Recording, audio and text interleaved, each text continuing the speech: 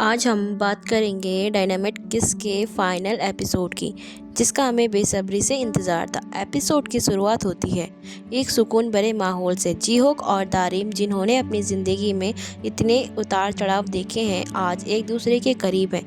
भले ही चुनौतियां ख़त्म नहीं हुई थी, लेकिन उनका रिश्ता चट्टान की तरह मजबूत था। फाइनल में उनकी केमिस्ट्री देखने को मिलेगी। जी-होक, जो पहले ही दारिम की माँ से उसका हाथ मांग चुका था, आज फिर से दारिम की आंखों में आंखें डालकर अपने भविष्य का वादा करता है। ये पल इतने इमोशनल है कि आपकी आंखों में आंसू आ जाएंगे, लेकिन कहानी में सुकून ज़्यादा देर तक नहीं रहने वाला था। दूसरी तरफ जिहो और तायोंग अपनी गंदी राजनीति खेल रहे थे। उन्होंने मीटिंग बुलाई ताकि जिहो को बेइज्जत करके कंपनी से बाहर निकाला जा सके। जिहो तो खुद को चेयरमैन बनाने के सपने देख रही थी, लेकिन तभी होती है जियो की ग्रैंड एंट्री। वो बिना किसी डर के मीटिंग में कदम रखता है। उसके पास हर उस आग का सबूत था जो आर्ट गैलरी में लगी थी।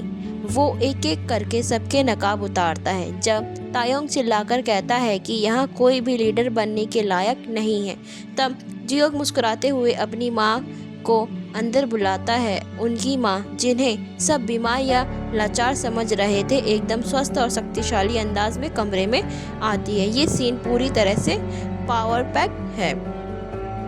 तायोंग का गुस्सा और हादसा, हार बर्दाश्त न कर पाने की वजह से तायोंग के पिता उसे सबके सामने जोरदार थप्पड़ मारते हैं।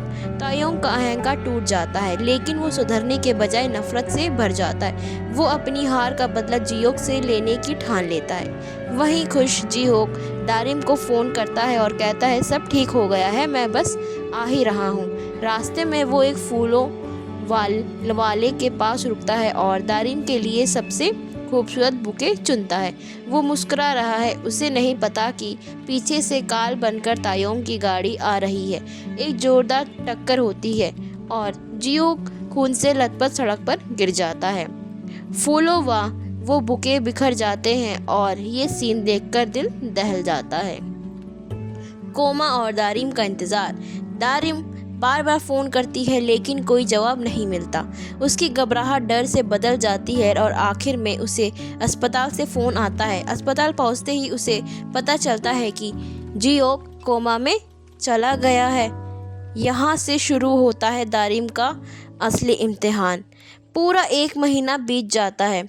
दारिम ने हार नहीं मानी। वो रोज़ अस्पताल आती, ताज़ा फूल लाती, जी-होक के बाल संवारती और उससे घंटों बातें करती। वो उसे याद दिलाती कि कैसे उसने उसे डिनर पर ले जाने का वादा किया था। वो रोते हुए कहती है, क्या तुम बोर नहीं हुए? यहाँ लेटे लेटे उठ जाओ, मैं पूरी ज़िंदगी तुम्हारी शेविंग करूँगी और बाल काटूँगी, बस एक बार आँखें खोल दो। और आखिर में प्यार की जीत होती है। जियो की उंगली हिलती है और वो धीरे से अपनी आंखें खोलता है। डॉक्टर कहते हैं कि वो खतरे से बाहर है। वो दोनों एक दूसरे को बस देखते रहते हैं, बिना कुछ बोले। ठीक होने के बाद जियो दारिम का हाथ थामता है और कहता है कि इस हादसे ने उसके मन से हर डर निकाल दिया है। वो उसे फिर से शादी के लिए प्रपोज करता है और इस बार ये प्रपोजल किसी और के लिए नहीं, बल्कि सिर्फ उनके लिए है। दारिम हाँ करती है और एक बेहद खूबसूरत और उम्मीद भरे अंत के साथ कहानी यहाँ ख़त्म हो जाती है।